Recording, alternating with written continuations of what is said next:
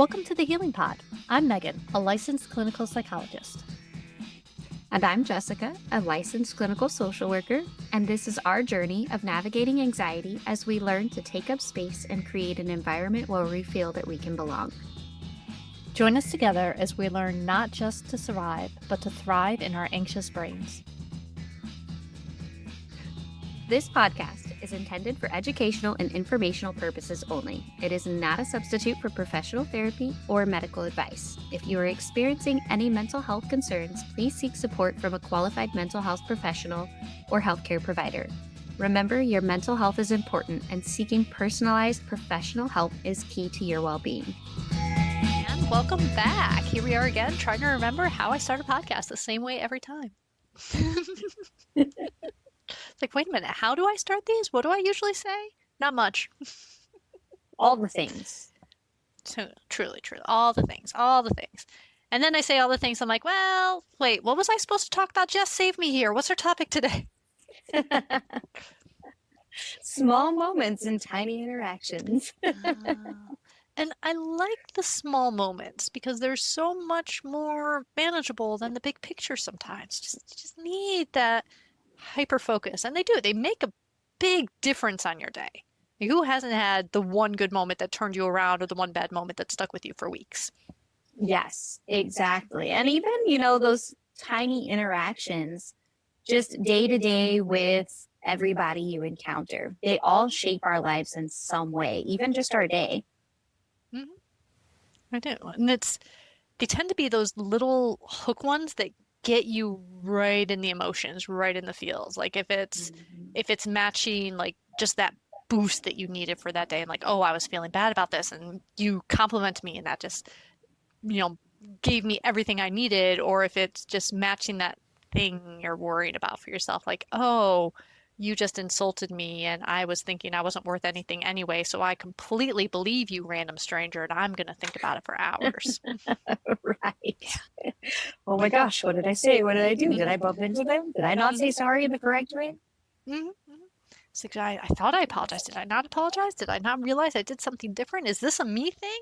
It's very rarely a you thing, but you wonder that. You wonder that as you're lying awake at night, debating these tiny interactions that are moments. They're few seconds out of your day, and we give them so much power. My favorite tiny moments are the ones where I'm hyper focused and aware of everything happening around me at all times. So I notice that person staring intently, and then they start waving, and you wave back, and then you're like, oh, they're waving at the person behind me. They're right there.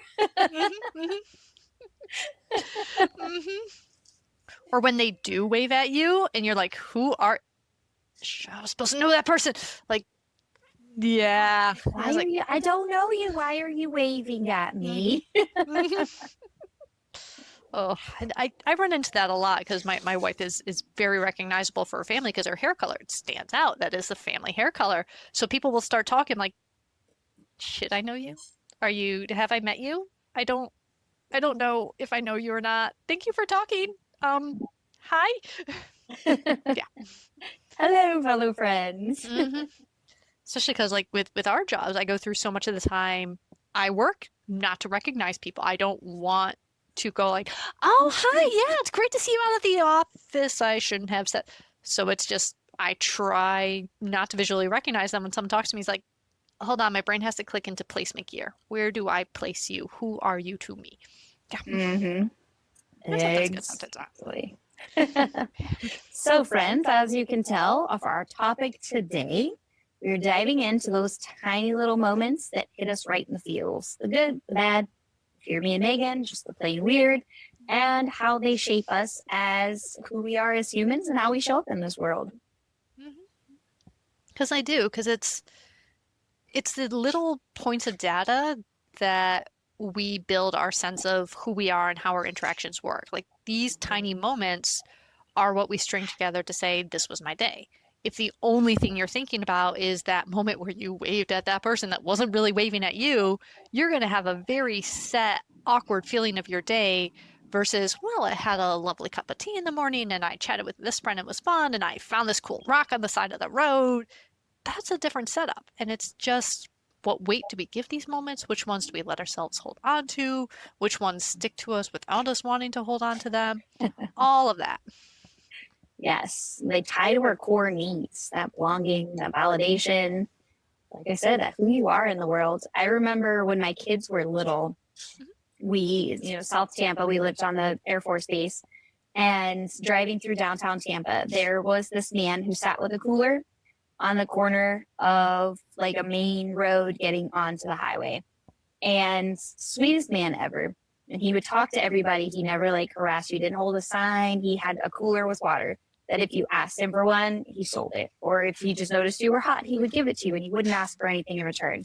And I'm that person that I'm like, oh, don't make eye contact, right? Because I don't have to talk to people. I feel obligated to give you everything in my car. So there was one time there was a car, like a truck in front of us, and it was a young airman. And he saluted him and he was like, thank you for your service. And the guy was rude, like Mm-hmm. rude and nasty, and said ugly things to him, like, go get a job or some BS like that, right? And I rolled down my window and I handed him, like, I didn't have a lot, right? My husband was like very early in his career. So he was like an E3. And I handed him the only $5 I had in my car. And I was like, he went to give me a water. And I was like, oh, no, I don't need it. You keep those. And he kept like insisting. He's like, oh, I see you got babies in the back. And like just the sweetest man. And he's like, can I say a prayer for you? And that just really stuck with my kids. And then every single time we came up to that corner, they knew his name. We talked to him. And it was like a very brief moment, right? Like you're sitting at a light. The light's not going to sit there long. And he was there for years that went on in their life. Just that tiny charged moment in their life that my kids remembered forever. And then one day he wasn't there. And it was sadness. Like they were asking where he was. And I was like, I don't know how to answer that question. And like a week later, he was back there and he was so excited to share that he had saved enough to get an apartment and he was moving in a house for the first time in 15 years. He had been sleeping under that bridge for 15 years. And he had said, just the kindness of people and, God being there for him is what helped him keep going. And that really like stuck for my children and it stuck for me that those tiny moments really matter. So Yeah. I intentionally try to have, or not even try to have, I open myself up to those small moments of engagement with people when I'm normally extremely introverted and like, oh, don't talk to me. Yes. I mean, I think sometimes those small moments are easier in a way. Like for this example, you treated him like a human. That other the serviceman before did not. You treated him like a human who had value and had worth and was, was like, hey, let's just you're worth knowing the name of. You're worth smiling and saying hi every day and doing this stuff, which is great. And that connection was able to give your kids that experience, say, oh, we should treat people as people. And they're sad they missed him when he wasn't there to just smile and say hi and brighten the day. It doesn't have to be huge. You didn't have to buy him a house. You're just there celebrating with him. Exactly. And like I said, we were really young. It's not like I had all this money.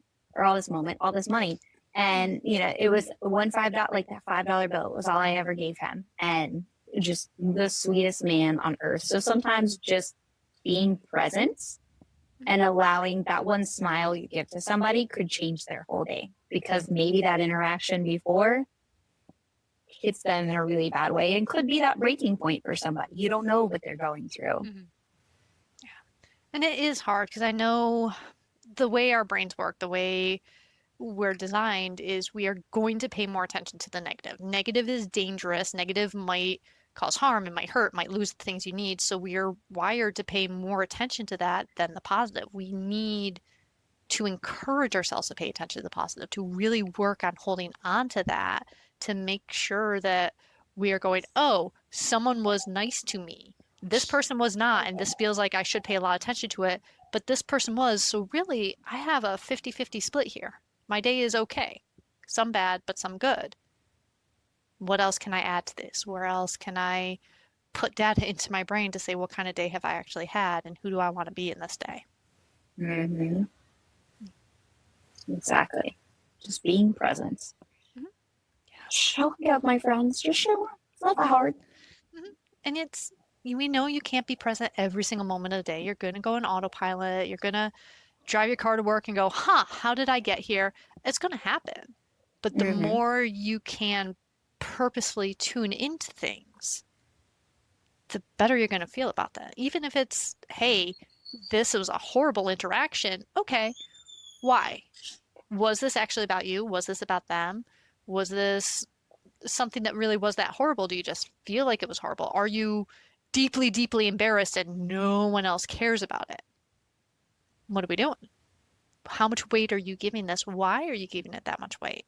Is it hitting on something that you need? Is it hitting on Mm-hmm. something that's important to you? Is it hitting on something that you're anxious about? Like I had someone who was having a hard time getting over a statement that a 9-year-old made to them because it was a factor they were feeling in their life and needed to work on, but couldn't quite figure out how to work on yet. So it hit that thing we're already worried about. Like if Yeah. somebody's really working hard on being a more polite person and goes, "Oh my gosh, you were so rude to me right there." You're going to feel that a lot more than if you don't really care how you present it all to them. So when things matter to you, it's going to hit. When you feel like you Yeah. don't belong to a group, someone othering you and kicking you out of the group is going to be huge. It's going to be amplified. It's going to sit in your brain more.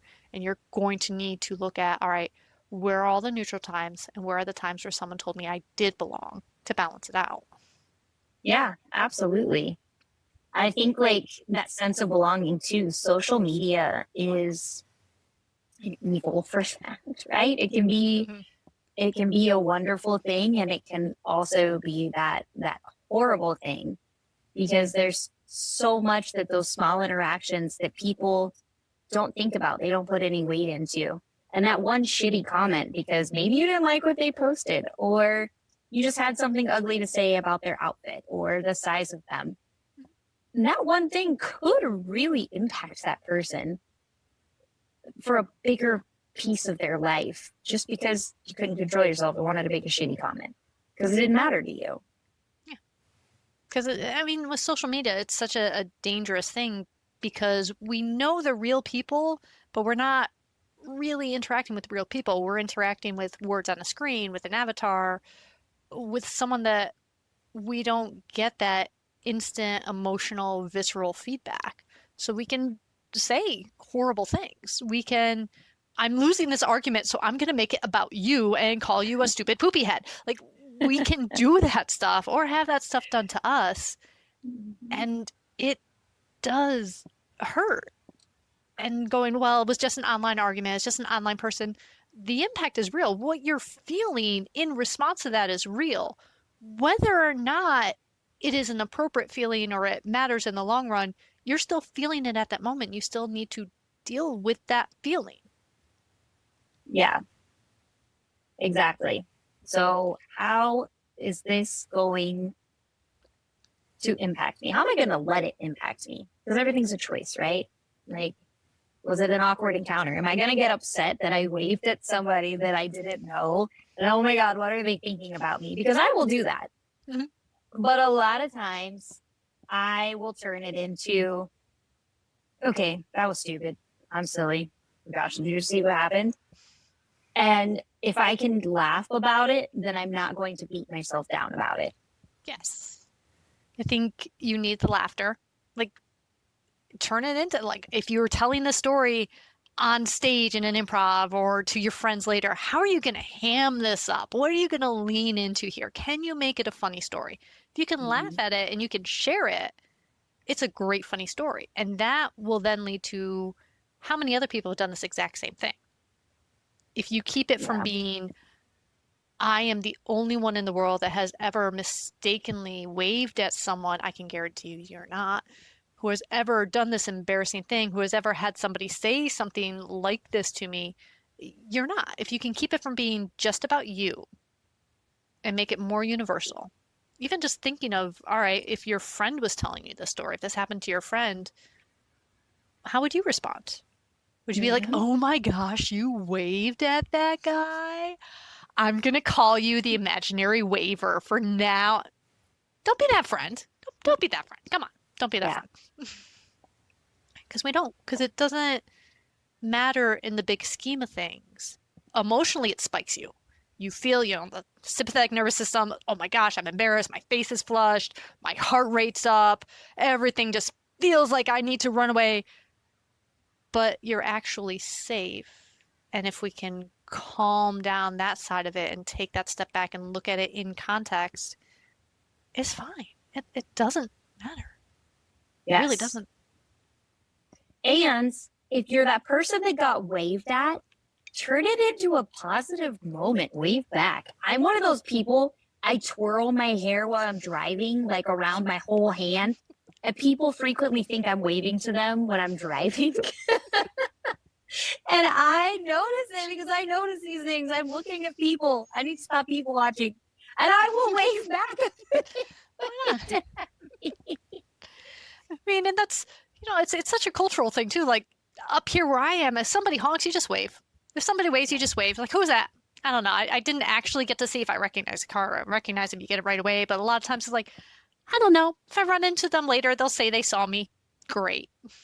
Yeah. Here they honk. You're probably getting ready to be road rage. They either ran off. Oh, my headphones just died. Can you hear me? Yes. Okay, good. Hopefully it'll keep recording. It's done this before. You Recording said it has before or no? I had to go through and have fun with it, but it did before. I can go grab my other headphone if you want me to. It's picking you up. I think it's just I'll have to make sure when I download it, it has all your audio on it. But I can go back in and do that later. Okay. Hopefully it doesn't cause an issue. Sorry. Yeah. Just makes the editing more spicy. Making shit more complicated. That's what I do. Here's my awkward moment for the day, guys. This small intentional moment's going to drive me crazy because I'm going to sit and wonder if this is going to make Megan's editing of our podcast really hard. And it might, because we've had this happen before and the video and audio stopped halfway through. So I had to go back in and get the separate audio and connect it to it. And so it did. It made like a whole, once I figured out how to do it, like 15 minutes. Darn. It was horrible, horrible. It's okay. It's fine. You're fine. But yeah, it's out of your control. It happened. You're gonna have a feeling about it. It's like, okay, well, we'll just make sure we have it worked. My feeling about it is, okay, we roll with it. However, this teaches Megan new skills. That's how I'm gonna turn this into a positive moment. I'm learning a lot of new skills with all of this stuff since we started. Like I've never edited nonsense like this before, and yeah, no, I'm having fun with my new skills. Make my nerd parody songs for competitions and stuff. It's fun. Yeah. We got this. We got this. Yes. One day at a time. One day at a time, one moment at a time. And then when you do this, so we had this moment. And okay, what just happened? How do we fix it? Okay. Where are your emotions at now? What moment could be useful after that? Oh no, did I break things? Moment. What do we need to balance this? The deep breath and the processing. How? How can I intentionally turn this into a positive moment for today? It gave us a connection point. Yep. It did. I can guarantee that I'll have this edited by Monday. Well, I shouldn't guarantee that, things happen, but I'll have this edited when I have it edited and it'll be posted. And then we'll be on to the next one and I won't come back to this. Yes, I'm not going to hold on to this, but I'm going to laugh because next time we record, Megan's going to say, are your headphones charged? Because that's what she did after the last one. And then she stopped reminding me, now my headphones are dead and it's her fault. See, that's my problem because I stop reminding her to charge her things. Yeah, it's a moment that's a funny story of, okay, this has happened twice now, so I got to remember to remind, and it doesn't matter. You can take that breath, you can look at it and say, okay, did it make a complication? Maybe, we actually don't know yet. Is it a bad complication? No. Does it affect our relationship? No. Does it affect your side? No. See, you were making that face and I'm sitting here trying to think, would this affect how Jess feels about me in editing? No, I can't I'm trying, and I can't make this about bad for me. I'm trying to make this bad for me, and it doesn't work. So guess what? It didn't. Yes. If it did, that would take a really long stretch. Jess's headphones die, and she blames me. If you have a person in your life that does that, they have a problem and then they blame you for it, might be time to get them out of your life. Yes. You acknowledge that pattern to yourself, that Hmm. you are always the scapegoat, and why. Yeah. Jess is a full-grown adult. I can jokingly ask her, are the headphones charged at the beginning of the session? But it is not my job to make sure she has charged her own equipment. This is very true. This is also why I often use things with cords, because I don't remember to charge my own stuff. It's so hard to find the headphones that work for the Macs that plug in anymore. It So bad. is. Yes. Now I understand why my daughter hoarded them every time she got a new phone. And now they don't give them to you anymore. No, they don't anymore. You don't have plug-inable ones anymore. Oh, well, it is. So sad. Yeah, it's just paying attention to you had a moment. It is a tiny interaction. What did it boost? Did it boost that serotonin and that oxytocin and those positive feelings like, oh my gosh, somebody said I looked cute today. Somebody smiled at me and said, have a nice day. Somebody, you know, was nice when they filled my coffee or whatever those positive ones are. Great. Hold on to it. Mm-hmm. Take it. Use that. Why not? And then the other side, when it spikes that cortisol, when it's that things are bad, things are bad, things are bad. Okay, take a breath. Are you in immediate danger? Is there anything right now that we need to do? Do we need to apologize? Do we need to fix a problem? Do we need to step out of the street so the oncoming traffic doesn't hit us? What do we need to do?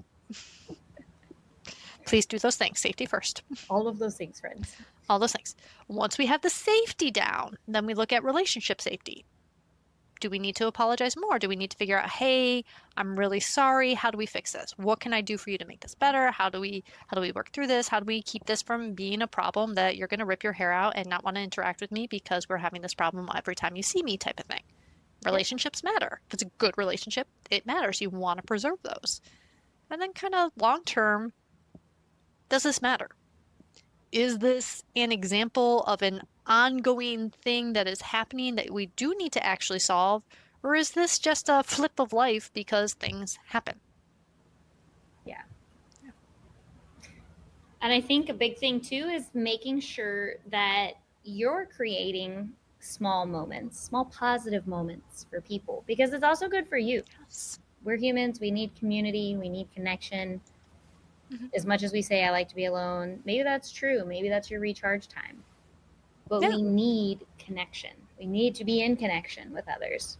Mhm. So, how do you create tiny, small moments that may seem insignificant to you, but they're hitting you in all the right ways? Yeah. Something as simple as holding a door open and smiling, or complimenting someone's shoes or someone's hair every time you see a random person. Some things are simple. Or I was getting my blood drawn the other day and some lady's like, "Oh no, I forgot my watch." I'm like, "Yeah, I do that all the time." Just something of what energy are you putting into it? Can you have that moment of connection with no need for it to go further than that? It doesn't need to be deep. It doesn't need to be, wow, I forget my watch all the time too. Are we going to be best friends? Now tell me about your life story. Why did you forget? No, we're getting blood drawn. We don't care about that. Mm-mm. She said a quiet thought out loud, needed to be acknowledged. That's enough. It wasn't a bad quiet thought. Just you Exactly. talked out loud. People are going to talk back kindly.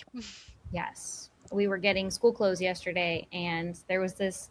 We're at the checkout, and there's this little girl behind us because there's like a clothes rack right up against us at Children's Place. Oh, mommy, I need this dress. Oh my gosh, mommy, look at this skirt. Mommy, look at this shirt. And her mom was like, okay, you need to pick one. I said, Mom, she's just trying to build that closet. And the mom laughed. Like, you could feel the tension diffuse. Like, she was so overwhelmed. Like, stop saying you want all these things. And the tension diffused. And the little girl laughed, and she's like, okay, I'll get the skirt. And like they were able Perfect. to move on. And it's all I did was get nosy in their business from an outward comment that was being made. And my daughter laughed, like, don't encourage that. Then her closet will look like mine. And the mom laughed because, you've got a 15-year-old saying, oh, yeah, she's going to be a shopaholic. So those little tiny connected moments, I will probably never see that lady again. Maybe I will, and I won't recognize her. But for her, I hope it helped show her, like, it's okay to take a breath. I get overwhelmed in the store with children too. It stresses me out. Stop touching things. And all it takes is one little thing to diffuse it and say, okay, this can be a positive moment. Like, this doesn't have to be a stressful memory. Yeah. Like you can actually be present in this moment and be okay with it. Your kid's a little overstimulated, a little all over the place. Okay. It's like, yep, we're going to do one thing. We're going to breathe. Laughing helps you breathe. Laughing and singing helps regulate your breathing. That's why they're good to do. You know? And being on either side of that. So being the person that's like, stress, stress. Wait a minute. What's actually going on? Let me run through those questions. Is this a problem? Where can I connect in here? And being the other side and just being able to purposefully break that tension to say, this is okay. You are socially supported in this world, in this space you're at. Your kid wants everything. Totally get it. Your kid's not going to get everything. You're being a good parent. Look Yep. at that. Your kid can have desires and have goals and have things that they want to do. That's great. Cool. That's good parenting. Doesn't mean they're going to walk home with everything off the shelves, which is also good parenting because we're not all that rich. Also okay to hear the word no. Absolutely okay to hear the word no. No, not right now. You'll have to buy that yourself. This is our limit. Just not happening, child. Keep walking. Dream on. Love you dearly, not good. That moment is shaping them as well. It is. It is. And how you keep that connection in that relationship with them while saying no. You're not saying no to be cruel. You're not saying no to shut down all their hopes and dreams. You're saying no because there are boundaries and limitations in human life. There just are. Yeah.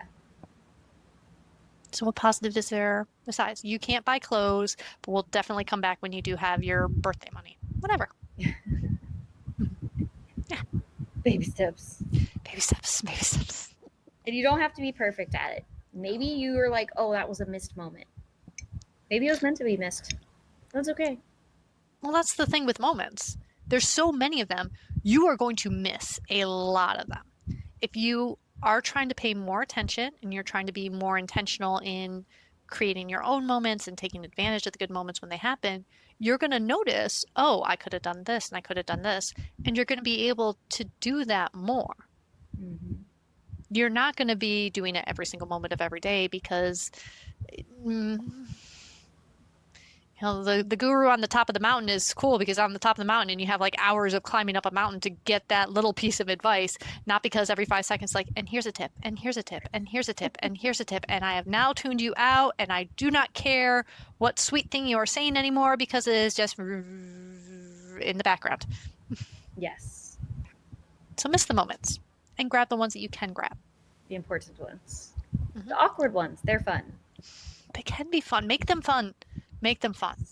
Notice when it's a good moment and enjoy the good moments. Notice when it's an awkward moment and laugh at it.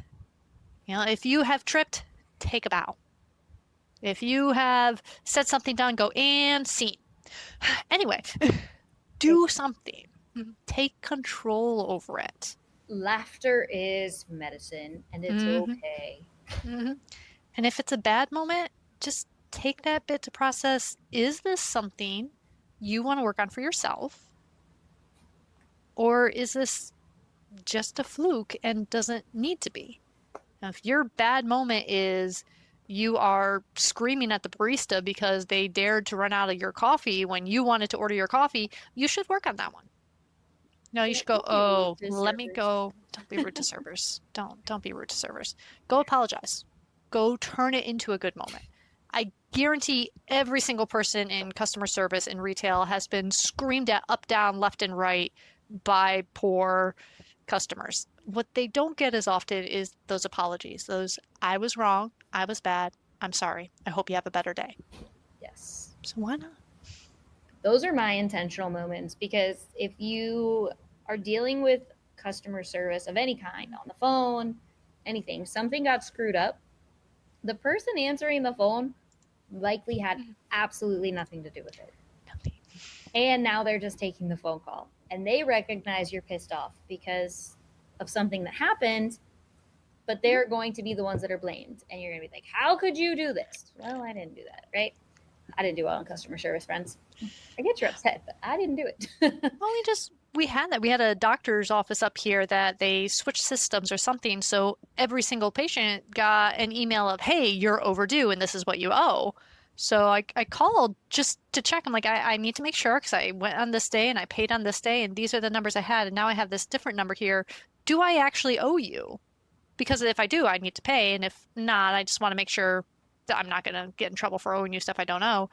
And just not blaming them and listening and giving them time, like, oh, well, this is a problem. We're doing this and everything should be fine. I'm like, oh, okay, well, if everything's fine, have a great day. Thank you so much for reassuring me.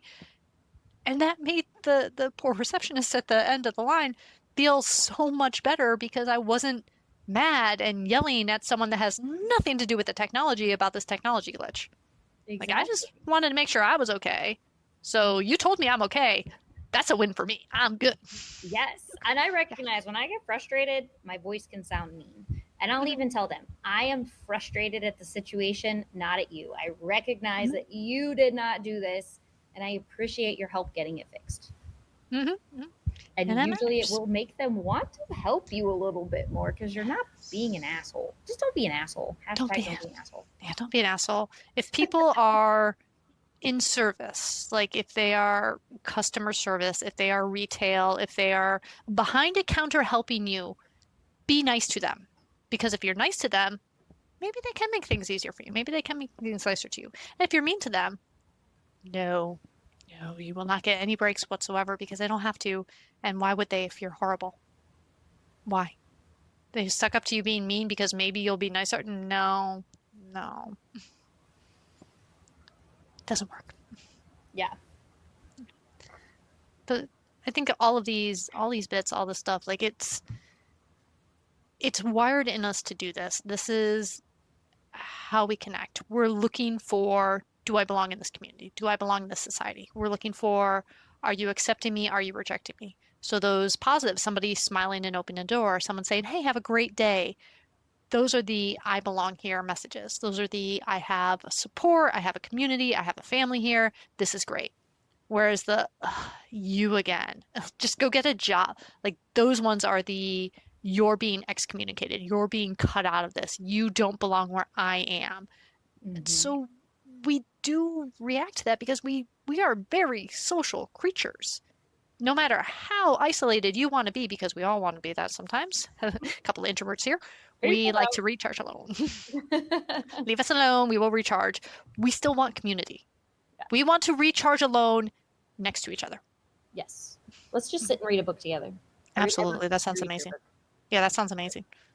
Yeah. Even introvert, like we want community. We want connections. We want to know if we need help, there is someone that is going to help us.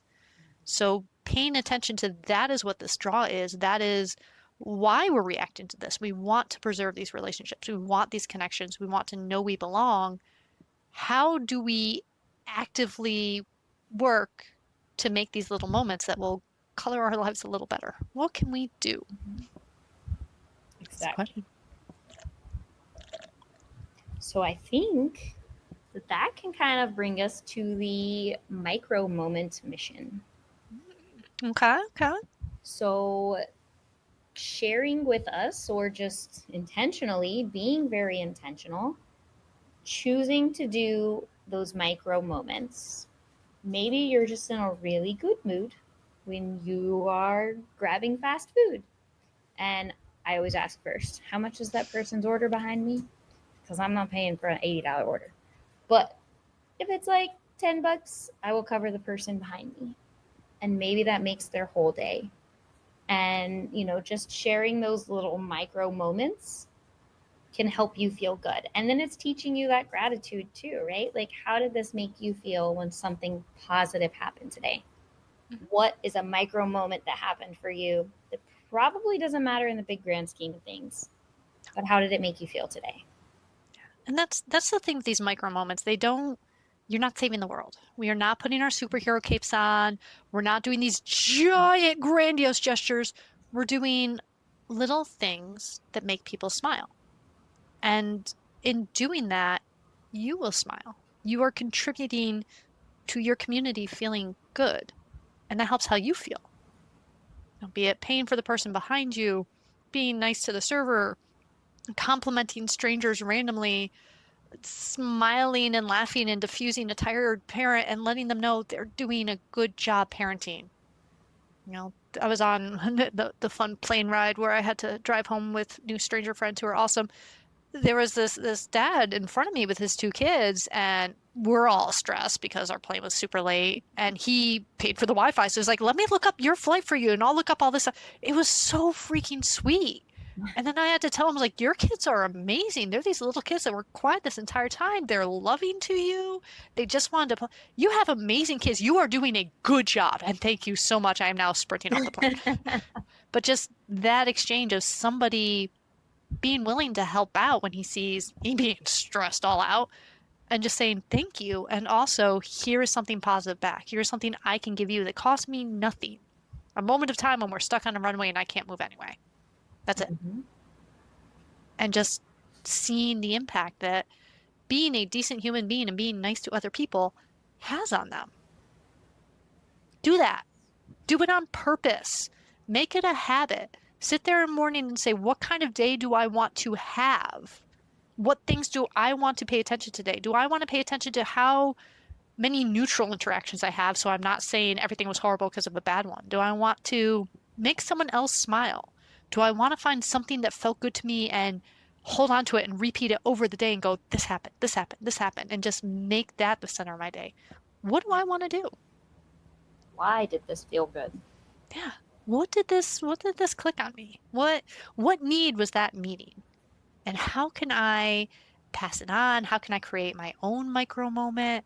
How can I make my community feel a little more connected, a little lighter, a little happier? Something we are all very much needing this day and age. The connection and that lift. We need that. And maybe you make a new friend. Maybe, maybe you do. Whether they're going to be a friend you actually stay with, or whether they're just for that moment, we see each other and we value each other. And that's enough. Yes. Absolutely. So yeah, when the bad ones are spinning in your head over and over and over and over again, it makes sense because it's that same thing. It's hitting on something that matters to you. Figure out what is the thing that matters about it. What's the actual reality of this moment? What else happened? Can I turn this into something funny? Is it really going to matter? Were there other good things that happened at the same time? Am I going to learn from this? Stop it from being stuck and turn it into something you can use. Yes. Absolutely. Yeah. I like little moments. They're much more manageable than big ones. Yes. And you don't have to hold them as long. Because there's more. There's always another one coming up. You'll be on to the next one soon. Yes. Yeah. And if if you gather them, just however you keep a tally board of good moments that are happening, write down ones that are important to you, keep some of them with you. Just as ideas for what you want to do. Like, this made me feel really good. I should do this to someone else. Why not? Exactly. I know. Anything else you want to add to this? Anything else you want to put in there? I think that was it for me. All We right. covered it all. All right. So small moments, they totally matter, but in the grand scheme of things, we can nudge them to one side or another. Bad ones, we don't need to let matter as much, and the good ones, we can increase how much we're paying attention to them. It takes practice, and it takes doing it on purpose. As with most things for psychology, you just practice the little things over and over again, and then you're like, oh, dang, that actually made a difference. Huh. Yeah. They are not the end of the world.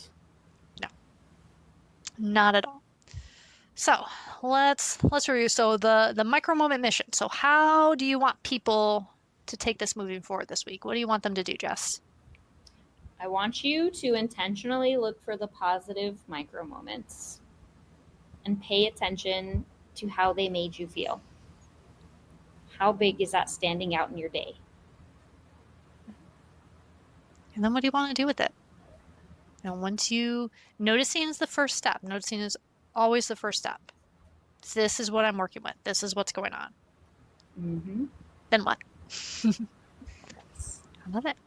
So hopefully we will hear from you all somewhere online.